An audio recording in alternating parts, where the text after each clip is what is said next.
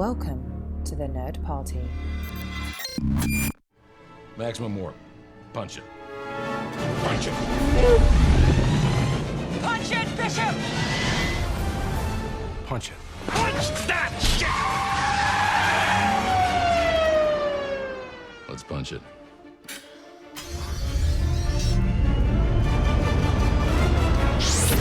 Hello, everybody, and welcome to Punch It, Writing in Star Trek. My name is Charlene Schmidt, and with me, as always, is... Tristan Riddell. Tristan, before we actually start our show officially with our topic of the week, I want to take a little step back and talk about last week for just one quick moment. Is that cool? Please do. Okay. The reason why I want to do this is because our colleague, one of the co-hosts of SETI Alpha 3, Darren Moser, left us a great comment on our show about 7 of 9 being on TNG, and he has a great idea that I want to read out. So here goes. One thought I had is to have 7 come off from that portion of the Enterprise D that was sliced off by the Borg in Q Who. That also gives her a link to the Enterprise D, as she was one of their crewmates. And she can blame Picard for his arrogance in that episode that put them in touch with the Borg in the first place. I like that connection. How about you? That's cool. I think that's a great idea. I think Darren is a smart guy, and he's a huge Star Trek fan, obviously, and it's just very interesting to get those kind of insights, and alternative takes. Absolutely. Yeah, that's one of the fun things about this show is we come up with our ideas, but then that spawns off a whole bunch of other ideas from people who listen, like Darren, like all of you who are out here right now, and it creates this fun conversation of just exchanging ideas, and it's great because we're just reveling in this common thing that we all love. It's fun.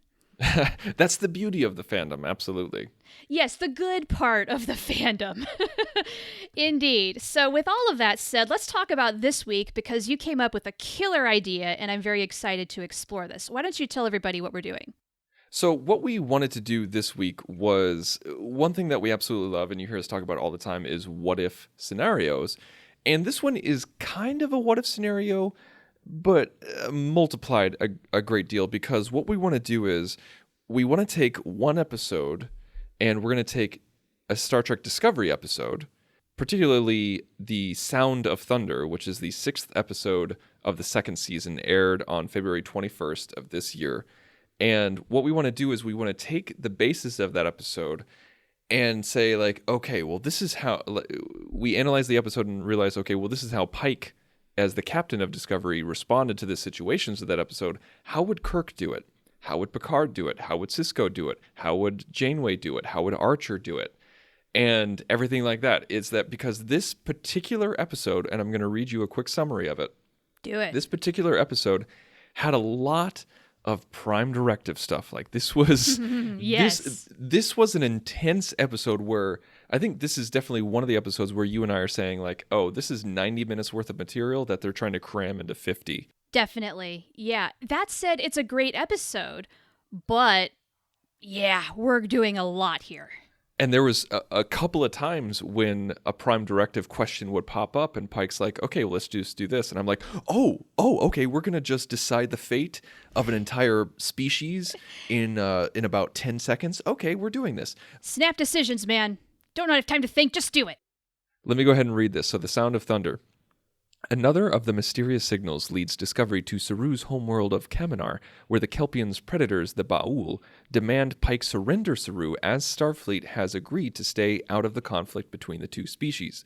Pike refuses, but Saru turns himself over to prevent a fight. Tilly works with technologically augmented Lieutenant Commander Ariam to sift through the sphere's information on Kaminar. They learn that the post-Varharai Kelpians were once Kaminar's dominant species and nearly eradicated the Ba'ul, with the latter only surviving by using their superior technology to cull Kelpians before they lose their threat ganglia. Pike uses the Ba'ul's technology to trigger Varharai, if I'm saying that correctly, I know I'm probably not, in all Kelpians, hoping the two species can instead work towards a peaceful solution once the Kelpians are freed and learn the truth about their past from Saru's priestess sister, Sarana. The Ba'ul retaliate to Starfleet's actions by attempting to commit genocide, but are stopped by the Red Angel, who Saru sees is a humanoid wearing a highly advanced suit. There's a lot to unpack in that summary there. There is, and I kind of feel like that synopsis doesn't really hit some of the bigger points we're going to focus on today, like the Prime Directive questions. The whole issue of, oh, I don't know, the Kelpians were an oppressed species that was basically in servitude for slaughter. Right. Yeah, they were basically cattle, where Yeah. they would be called to be killed while they weren't used for sustenance, is really just to curb their special development. And it's so crazy because, like, not only did they enslave them, they curbed their evolution, where, Yeah. like Saru, his threat ganglia kept him constantly in a state of fear. And so it's a huge testament to his personality and his drive and his ambition, where he was able to work beyond that, leave his home, go into space, and become a commander in Starfleet of a vessel, all while having this threat ganglia in his head. It wasn't until he shed it that he realized, oh, I'm now practically fearless. I can take on much more. I'm much more of my own person. I have more agency. And it turns out that he was always meant to one day shed that from himself, as with all of his species, so that they could be the dominant species on their planet. But the Ba'ul didn't let that happen. And so they were retarding their evolution. Right, for their own benefit, to basically feed themselves. Also, the synopsis does not mention that at this point, Saru had just lost his ganglia and comes off, he's trying to figure out what his life is without that constant fear. I mean, you have dealt with anxiety in your life. I have dealt with anxiety issues. Imagine being on the verge of a panic attack the whole time. I kind of feel like that's what Saru and Kelpians in general lived like. So to suddenly have that gone, he is kind of a little volatile. He's standing up for himself a lot more. He's downright interrupting Pike to the point where Pike really was this close to just dismissing him. And then Burnham steps in and says, no, we need somebody who can be a familiar face to the Kelpians because they've not seen a whole lot of non-Kelpian life out there. So, we've got a lot to explore here. Now, I want to know, before we delve into the other captains, do you think Pike made the right decisions? No. Okay, tell me which ones you didn't agree with. Well, okay, here's the thing, is that I think ultimately it was the decision that turned out to be the best. And it was a decision that I'm sure the Kelpians wanted, but there was no way for him to know that. And there was no right, he had no right to make that decision for the Kelpians. He didn't ask, he didn't try to survey, for lack of a better word. There's no consensus here, right? There's no consensus and everything like that. And I understand that it's special circumstances around it, because it's not like he can survey. It's not like he can go door to door and conduct a census and say, like, hey, what do you guys think? Would you like to be free of fear? Please join the church of, everything like that. Here's some snake oil. This will help. Yeah, exactly. Here's a pamphlet. Like, he can't do that. He didn't have the time. I understand that they structured it in a way where the writers were trying to tell us, oh, Pike is doing his best under the circumstances. Like, he had 15 seconds to make a decision, and he made that decision. But that still is not his right. He, according to the Prime Directive, he should not have interfered. Now, they try to give an out with that as well. Yes, where they said, did. like, oh, well, because the Ba'ul are so technologically advanced, and they're the ones that caused this with the Kelpians, whatever we do with the Kelpians doesn't matter, because even though they're not warp capable, the Ba'ul are warp capable. Am I getting that wrong? I think I'm oversimplifying it. I think it checks out so far. The Ba'ul, they're not as advanced of a race as humans or Vulcans or what have you, but they are warp capable. And if I recall correctly, there has been one other Federation encounter with the Ba'ul. That's why they know about them. But it was pretty short-lived, and not a whole lot came out of it. And also at the same time, like, it's weird because they, even though it's not like a warp capable thing, you're still interfering with another culture Right. that has nothing to do with you. Right, And yes, and it's not a Federation world. yeah, it's clear that the Ba'ul are wrong and that they're doing the wrong thing, but it's also none of Starfleet's business. And Right. but at the same time, you got to ask yourself, like, okay, well, there's several times when people say, well, like the U.S. shouldn't be involved in other people's affairs, foreign affairs, and everything like that. But then when we see genocide happen, we need to insert ourselves. And so that's what Pike was seeing. He was seeing genocide happen where people are being literally walking to the slaughter. And so now I'm going back and forth, is that like that was his way to get out of genocide, get them out of genocide, was to force evolution on them. So maybe I am talking myself out of it.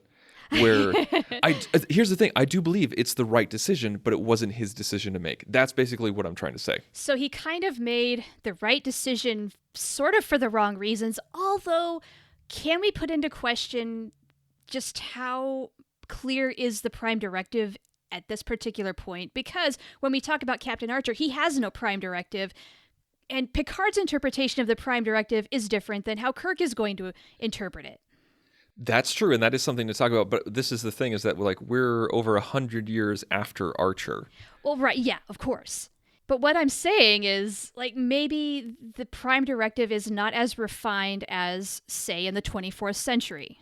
That's very possible. That is something that we have to think about, because there's oftentimes Kirk would totally just laugh in the face of the Prime Directive, but then other times when it was super sacred.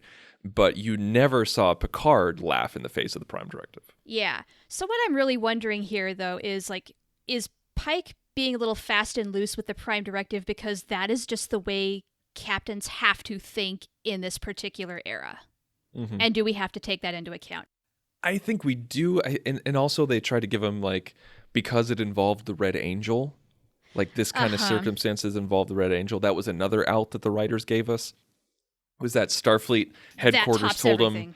Yeah, Starfleet headquarters said you have full permission to do whatever you think is necessary in order to discover and seek out the Red Angel and everything like that. So it's kind of his get out of jail free card. Yeah. You know, the other catch to this whole story is that if Saru had not lost his threat ganglia, this story would be incredibly different because Saru would not know better. Nobody would know better.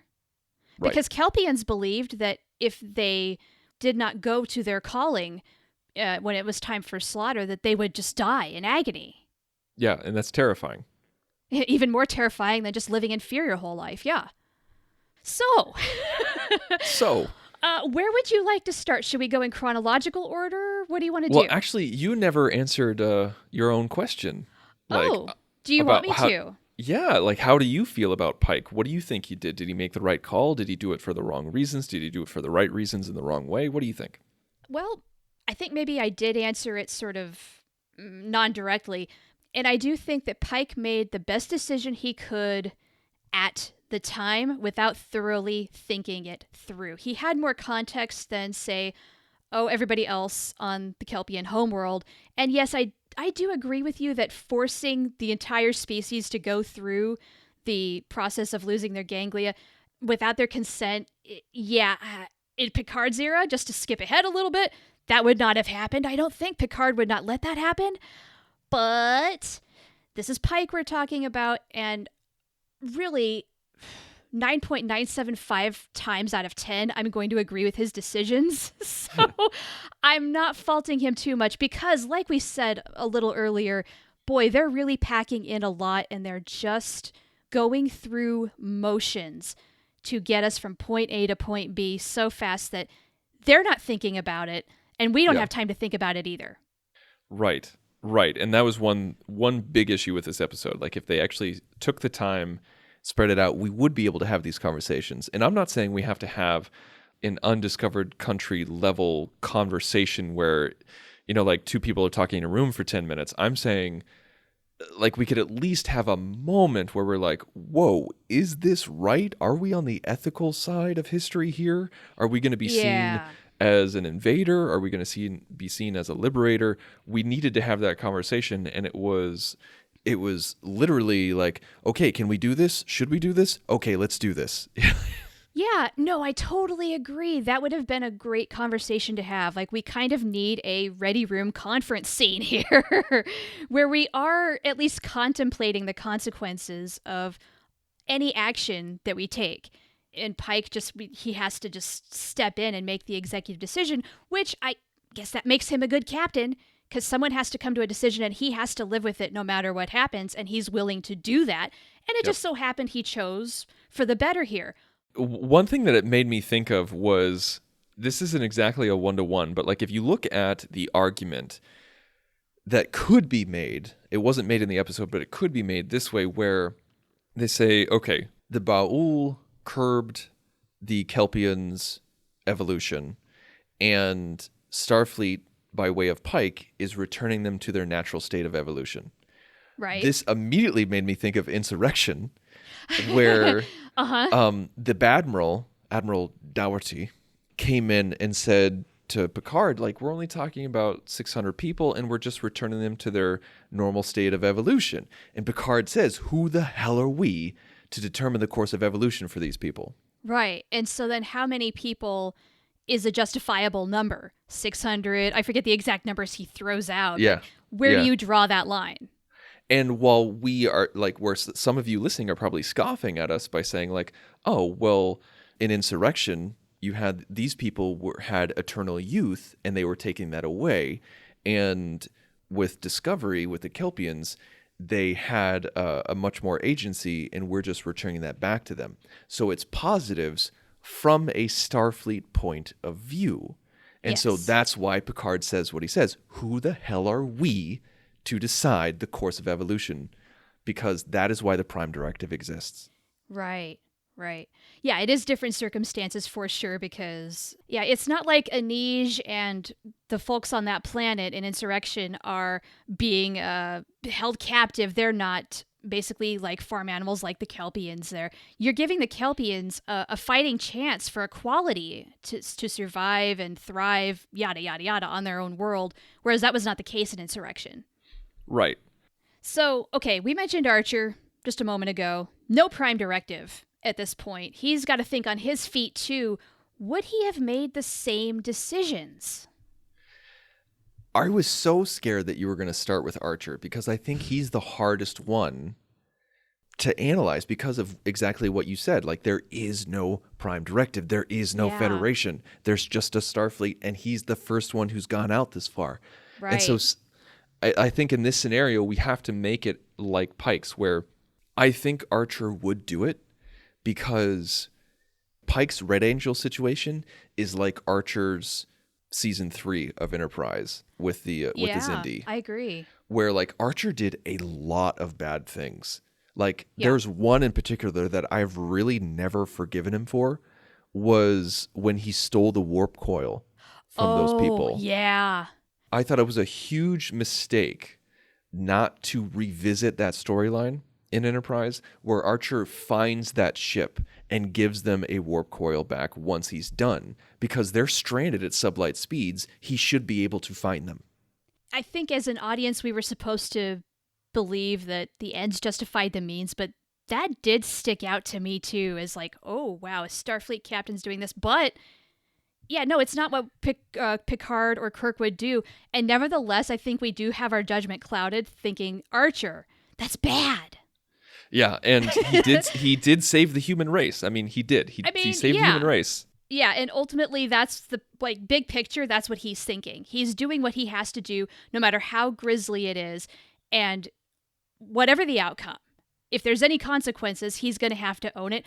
I do think that ultimately he would kind of follow the same motions as Pike. And one thing that we're kind of forgetting is, like, okay, do we have Saru on each of these crews then? I think we have to. We have to have Saru. Okay, and the Red Angel thing, it can't really apply. This has to be kind of a standalone story where they... You disagree? I think I disagree on that one. I think the Red Angel thing has to apply, but it's not the it's not like, oh, it's the Red Angel. It's like there has to be a circumstance where things are elevated, things are crazy. It's not just this situation with the Ba'ul and the Kelpians and everything like that. There needs to be an underlying factor that is pushing people forward to make decisions quickly. And I like with Archer, you have the Xindi, and like maybe, and we can analyze others going forward. But it's like that's why Pike had that's why he had that get out of jail free card. He's like, I'm here at the behest of Starfleet, and they said I can do what I need to do.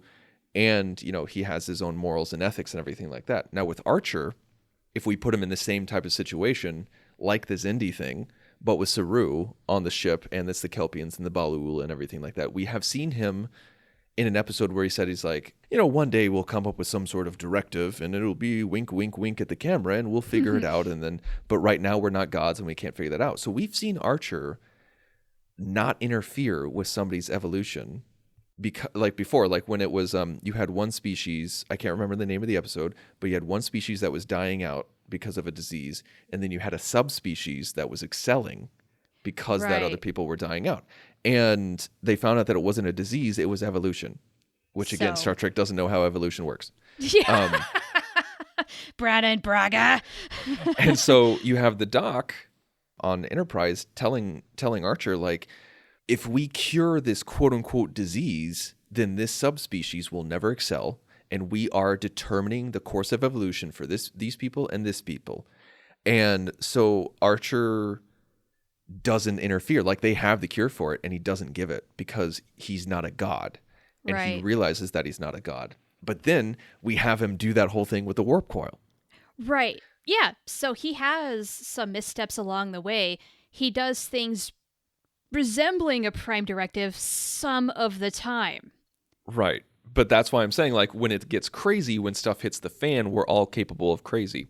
Okay. And, I actually, going back to your point on the Red Angel needing to be a part of the story, I kind of wonder format-wise if that is going to actually apply to every incarnation of the show. Now, with Enterprise, I agree. Maybe I'm thinking too technically about this, but Enterprise did mini arcs. Now, the Red Angel was a season-long arc, and therefore it seems a little more fitting that would tie in a little more. But I'm thinking a standalone Next Generation episode doesn't need a Red Angel to work. I think you're overanalyzing it. I think I knew you were going to say that. It's not the concept. We don't have to apply the entire story of Discovery onto this captain. All we have to do is the captain has a goal where things are hitting the fan. Things are crazy. The fate of humanity is at stake, and the fate of the galaxy is at stake in the back of his brain. And so he or she has that mentality of, I have a get out of jail free card through Starfleet to do what I need to do, but how would I handle this specific situation that is a little separate from that? That's all that I'm trying to say is it's not we have a time traveling person in a suit who is has 7 red lights in the sky. We don't have to say that for Picard or Kirk or anything like that. We just have to say things are crazy, things bigger are at stake. How would they make this particular situation? Okay, because really, I mean, Star Trek The Next Generation episode is, I think, going to go a little slower than, say, something crazy on Enterprise. Yeah, works entirely. But the question that we're asking is not how would this storyline be in the show? It's how would this captain react in that storyline? That's where I've lost a little bit of sight, and I am getting a little too technical, but I want to throw that out there because if I'm thinking it, somebody else is thinking it too. It's so true. We should address it. It's fun to talk and address, but it ultimately comes down to how would the captain react in this situation. So I think Archer would do it because I think he gets crazy when things get crazy. What do you think? I think the real clinching factor for Archer is once they find out that the Kelpians were once a thriving race and they were actually dominant over the Ba'ul, but then the Ba'ul struck back and then have repressed Kelpians into this servitude life. That's where I feel like Archer is going to step in and say, okay, let's even out the score. Yeah. And right or wrong, that's what he's going to go with. I think he would see that as his license. He's like, okay, I got my out. They were meant to be this way, and so I'm just going to put them back on track. Right. And then so I don't know if Archer is really going to, I don't want to say he's not going to care, but he's going to encourage them to want to coexist together, find a way to make new peace. But at the same time, he's got things to do. He's going to go off, much as Kirk is going to, I think. No matter the outcome, is like, okay, well, you know what? We're done here. Bye. We'll see you later. I think that actually Archer would tell the Baul to go screw themselves. I don't think he would try to make peace. Honestly, I think he was just like, you're a jerk, you're a jackass, get out of here. Like, I honestly think that's what Archer would do. Actually, you know what? You bring up a good point. I'm kind of thinking maybe genocide is going to be a key word for Archer. He is really not going to be able to shake that. And so you're right. He probably is going to tell the Baul where to stick it and say, you're committing genocide against a race. Suck on this. Now, if we jump forward to Kirk in TOS days, I think it would be much more what you just described. I think he would totally go against the Prime Directive just to say, screw you to the Baul. But then he would say, like, listen, now that I've evened the playing field, you guys should get along. Peace. And then he goes on to the next adventure. Yeah. Oh, yeah. Kirk is definitely going to peace out. And it's going to be much like Space Seed, where I think Spock says, it'll be interesting to come back at some point in the future and see how this all played out. Well, we know how that did. So. Yeah, 100%. But you know what? Kirk isn't just going to tell the Baul where to stick it. He's also going to tell the Kelpians, look, you poor primitive people. Yeah. Like Kirk loves throwing a grenade into a room and then running away. He totally does. So he will. That is what he does. And he would totally go against the Prime Directive just as a way to screw his enemy. Well, I'm thinking the genocide angle is also going to get him. He's going to have Spock saying, he's going to be the champion of the Prime Directive saying, these are not Federation worlds. It's really not our place to interfere. And then Bones is going to be on his other shoulder saying, but this whole race is being slaughtered. Are you really going to just hit warp speed and pretend like it never happened? I don't think Kirk is going to be able to shake that either.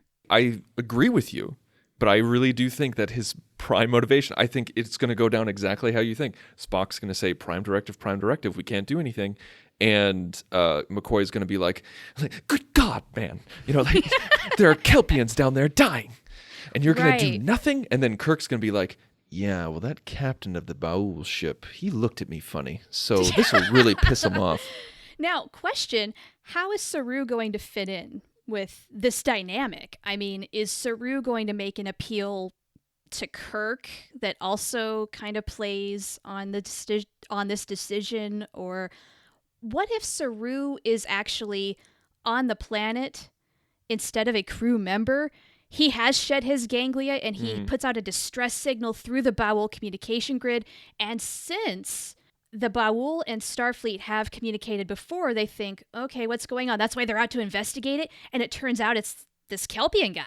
And he's pleading for help. And so then you have that whole issue where Saru is a political asylum seeker on Discovery. It could be the same issue here. And then jumping ahead to Picard, I think that can be a big angle for Next Gen because that's totally what that's about. Well, let's go ahead and jump to Picard. Okay. So let's say Picard is in this situation. Same situation as DSC. I think we've already established what it would look like if the episode was on TNG. Like, it would be much slower. The entire episode would be about this one freaking decision. The entire episode would just be about them debating, going back and forth, and Saru saying, like, you need to help us, you need to do this, you need to do that. Baul saying, no, screw you. But if Captain Picard was the captain of Discovery during this situation, I still don't think he would decide to do it. I don't think he could. No, I really don't think he could. Now, I don't know if you like that whole scenario I just threw out with Saru possibly being on the planet. It's kind of like Pen Pals, where Nikki Cox playing that alien, Data? Is anybody out there? What if that is Saru? And in Pen Pals, Data makes contact with the girl. And so by that virtue alone, the Prime Directive has already been broken. Well, what if they find out, oh, this isn't the Baul, we're already involved, now what? Does that throw a wrench into Picard's decisions if we were to go that route? Well, I mean, again, it's like, okay, are we altering the story to better fit the show, or are we going to have the captains talk about what's going to happen, or show the captains reacting? I threw that out there, and I thought, hey, that's actually a pretty cool alternative. That's how I feel it would go on Next Gen, is the thing. I think we can use previous episodes as a template for Picard's decision making, because we have seen Picard let people die a lot. Mm-hmm. And he was willing to let the little girl in Pen Pals die. He was willing to let Worf's brother's people die in that episode. True. On Homebound or something like that. I can't remember something like that. But it was. I want to say Homeward Bound, but that's a dog and cat movie. Yeah, that's not right. Sassy can't breathe. And so it was like we saw him, like he was on the bridge, and they're sitting there, and I can't remember exactly what he said, but like we see the atmosphere turn and destroy the planet, and Picard's just like, and there we are. I mean, like this is right. Nature took its course. Yeah, I feel like Picard would make that same decision in this case, which turns the tables onto, say, the Saru character to take action. Yeah. It can't be Picard's decision, then it's got to be turned over to other people to put in the plot twists if they're going to be there. If we want the same outcome, then Picard needs to be robbed of the decision making. Exactly. That way he doesn't have to take responsibility for it. Yes, I think you're absolutely 100% right. That is what happened. Saru would do something that would cause the Vaharai to go crazy. Like he would sneak away into another section of the ship where no one could see him, and he'd hit a button that he wasn't supposed to hit. Right. Or he'd find a way to persuade his sister to do it, and then it's ultimately her responsibility to guide her fellow Kelpians through the change and afterward, or something like that. And so then, okay, it's out of our hands. Now you've got to find a way to make peace with one another. Good luck. You are so accurate, it hurts. Well, here's an aspirin. So, Sisko. This one's difficult. This is difficult because I feel like he's going to consider all sides of the issue and be more empathetic to the Kelpian side than Picard. He's not going to immediately say, I'm sorry, I can't do that. Yeah, like with Picard, he would just go like, boom, like can't do anything. Sorry, sucks to be you. Right. I think Sisko would go back and forth on it. I really do. Mm-hmm. I think Sisko would really be beleaguered by this. Like he was like, what am I supposed to do? How am I supposed to do this? Yeah. I think Sisko personally would do it, but not in the amount of time given to us. So I'm going back and forth between what you're talking about, what I'm talking about, because like I'm focusing more on what the captain would do in the Discovery episode, and you're kind of saying like, well, what would Sisko do on Deep Space Nine if this happened to Deep Space Nine? Yeah, that's true. And so, from a Deep Space Nine perspective, I feel like he would fight and plead to make it happen while still getting permission from Starfleet. Because Deep Space Nine would take its time, not as much time as TNG, but it would take its time on making the decision. He would want to help, but he would try to get permission to break the Prime Directive. Right, and maybe making a plea to an admiral or something. Yeah, something like that. And then the admiral says no, and then I think he finds a way to destroy the Baul or disable the Baul, and then figure out a way to get, like he goes to Saru and he's like, listen, if you can get someone to establish themselves as a head of state among the Kelpian, even as slaves, and they ask asylum, I can do something. Oh, that's an interesting angle to take. I think he would play the political game. He would use brute force against the Baul and then play a political game with the Kelpians to do some sort of technicality, some sort of charter where you're just like, oh, paragraph 3 of section 7 says this and no one's done it in 200 years, that kind of thing. Yeah. Oh, and then what if, in that span of time, somebody's threat ganglia does start to come out and they go through the same change as Saru. Saru helps this person through it and they kind of see the light and then off they go back to the Kelpian home. Oh my God, you won't believe this. And then it's kind of up to them to decide their fate. Yeah. Now, what do you think Sisko would do in the Discovery episode? I think Sisko is perfectly capable of making snap decisions, and I have a feeling he would have no problem doing the same things as Pike. I think you're right. I think people usually say that. I think people think Sisko uses brute force and snap decisions and breaks the Prime Directive more than he does. I think he's gotten that reputation. Yeah, but I agree. It's a little overblown with him. I think that's perfectly put. It's a little overblown with him, but I think the situation on the bridge would be pretty much the same as Pike, like you, except he would take 5 seconds more to think about it. 5 seconds more. I'm not trying to be facetious. I'm not trying to be sarcastic. He would literally take 5 seconds more. There would be a hush on the bridge, and you just see him sitting in his chair. Some pregnant pause. Yeah. Yes. And you know what? I do think Sisko would talk it out just a little bit with his officers, get their input, and then ultimately he knows that his decision is his responsibility. Yep. But yeah, he will take a little more time, and that's very good. Now, Janeway. She's going to get the input from all of her officers. There is going to be a meeting in the ready room, but ultimately she's going to kind of have the same plan that she's going to follow from the moment she sees the situation and then go through with it. What? Well, you know how Janeway will have her get her input from her staff and say, okay, that's all well and good. Thanks for your input. But this plan that I had all along is what I'm going to do because ultimately it's my decision. Because that's how Janeway rolls. Let's do this first. So, like, what would a Voyager episode look like with this? Yeah, because, okay, you know how you were saying earlier, like, I'm doing it from the context of Deep Space Nine and what have. Well, with Voyager, they're in the Delta Quadrant. Does that affect anything? Oh, yes, absolutely. I think that's why I'm going this route here. That's why I can't shake it out of my head. So well, as I'm saying, like if we were doing a Voyager episode, which is different than Janeway on Discovery, if we were doing a Voyager episode of this, I don't think this would be the whole episode. This would be like the third act, like the first couple of acts.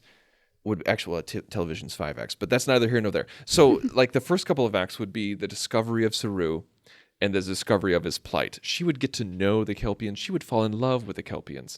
Everybody would they'd have them over for dinner. They're artists and sculptors and philosophers.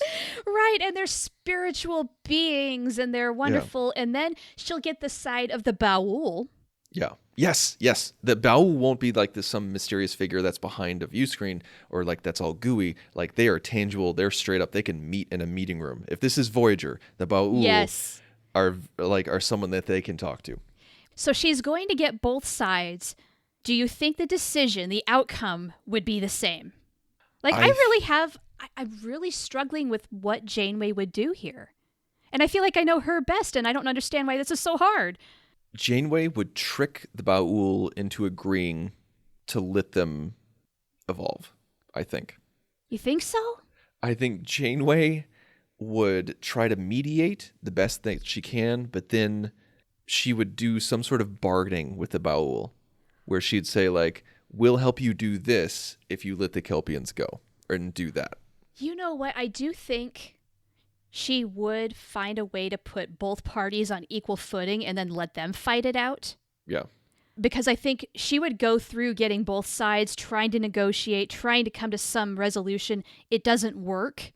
So then she does something, like I think she kind of does a little bit of a Sisko not trickery, but kind of, getting between the lines here on technicalities, trying to do the right thing without severe consequences in a way, because Voyager has this reputation throughout their known space that they kind of screw things up along the way. Right.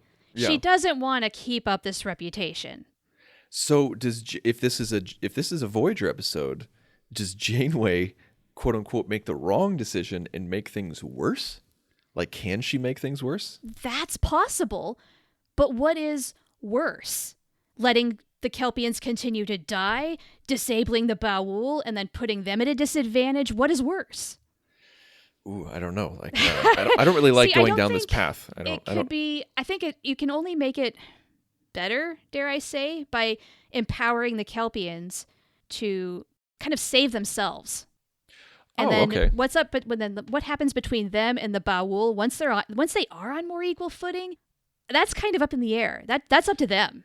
So you think if this was a Voyager episode, she would empower the Kelpians to take their own destiny into their hands? I think so. And then that would have to be enough because Prime Directive, because they are one ship, blah, blah, blah. And they do have to kind of get going. I wonder if Janeway's trickier than I thought. Same. Why? I wonder if she would make... You know what? This is why. Because over the 7 seasons, Janeway's attitude toward the Prime Directive bends a lot because of their circumstances. She starts off really rah-rah Starfleet, I'm not going to break any rules. Starfleet is the way, that's what's going to get us through, to where, well, this is what we're supposed to do, but I think it would be better if we play it like this. By season 5, that's what she's doing. With Voyager, I feel like maybe this would be one of those times where the same thing would happen with TNG, where you have, like with Picard, who says, like, I can't do anything, I'm really sorry, but then Saru comes in and does it by using the Enterprise's technology. Uh-huh. I think it would be similar in Voyager, where Janeway would try her hardest. She's like, I want to break the Prime Directive, I want to do this, I want to do that, but ultimately I just can't. Where Picard's just like, nope, can't do it. Janeway would really, really try, but then ultimately come to no. But then instead of Saru using Voyager's technology, one of the Voyager crew would betray Janeway. Kind of like when Tuvok did it. Or when Paris did it, or when Seven did it. So who would the lucky candidate be? My first instinct is Tom, but that's already been done before. I think it's the Doc. The Doctor? Because first do no harm? I was actually thinking Neelix myself, because his world got obliterated by war. To see a mass genocide on another world, I think would make him react. I think that kind of thing, though, would actually get Neelix kicked off. But he's not a Starfleet officer, so how accountable can he be? Ooh, well, that's the thing, though. Janeway will dress him down, certainly. But Janeway knows that, if you're on this ship, you live by Starfleet rules. The only reason why I went with Doctor is because of the whole do no harm thing. Like, I saw these people being killed, and I had to do something, because they can't kick off the Doctor. Like, they can't kick him out. It's true. I mean, what are they going to do? Shut him down and not have a Doctor, please? And I think that's what they would do for a little bit. Like, they would say, like, we're taking away your mobile emitter, and you're going to be shut down. Well, if you're not working, if it's not a duty shift, then you're going to be shut down for a while. Okay, and that's a slap on the wrist.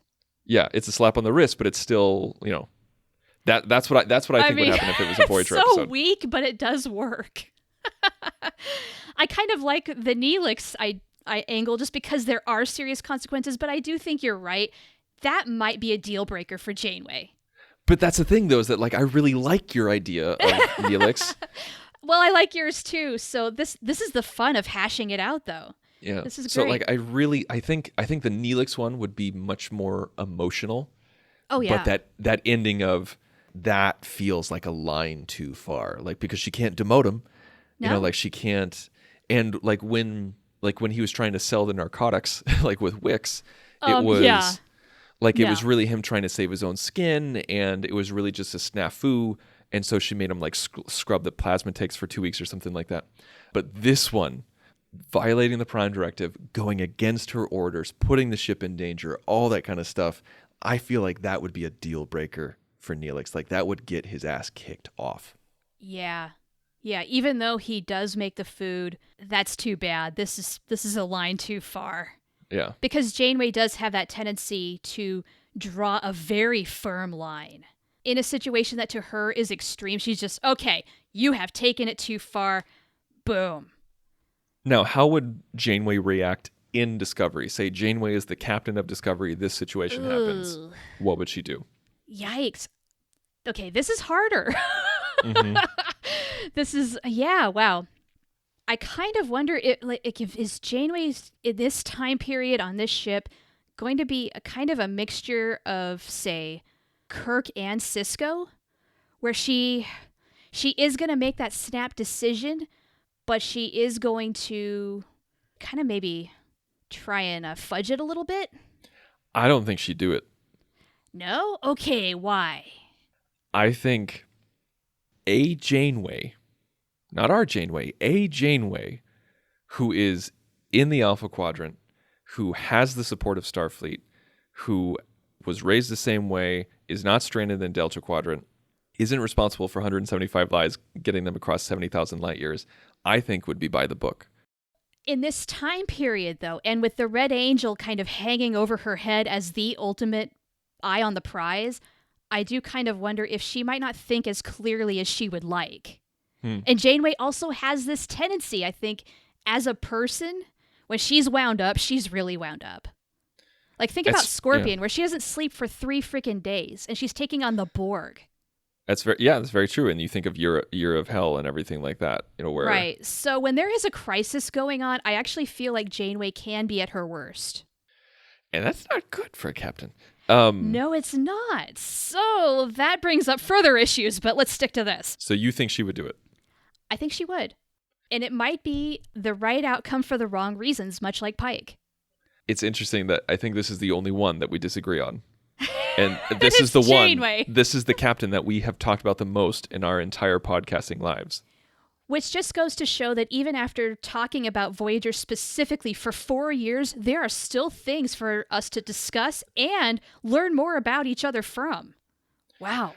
One thing I would love to know from our listeners is, what do you think about each one of these captains? Yes. In Discovery? Like, Tell us. I think this, like, just to keep it simple, not so much like what a TNG episode would look like or what a Voyager episode would look like, unless you want to talk about that. But specifically, what do you think each captain would do in the episode The Sound of Thunder from Season 2 Star Trek Discovery? Give us an email. Go to thenerdparty.com/contact. Select Punch It from the drop-down menu. Fill out the form. It'll send us that message. We want to hear from you guys. And if you bring up some interesting points and some interesting arguments, we'll read them on the air. One thing you can do is you can reach out to us on Facebook, on Twitter. You can find me personally on Twitter at The Insane Robin. And you can find me at Oh the Profanity. And we're on Instagram. We're all over the place. And what you should do is check out our backlogged episodes by going to thenerdparty.com/punchit. You can listen to all of our episodes. They're all amazing. Every single one is fantastic. And you can also listen to other shows on the network. We got other Star Trek shows. We got Star Wars shows. We got Doctor Who shows, movie shows. We got television. It's all over the place. And anything that makes you a geek, we have it on here. And if you like what we're doing and you want to give us a review, go to iTunes, give us a review. If you give us a 5-star review, we'll mention you on the show. And so next week, it could be another What If. It could be an episode on the fly. You'll have to tune in next week to find out. But no matter what it is, we're going to punch it. Ready for warp, sir. Let's punch it.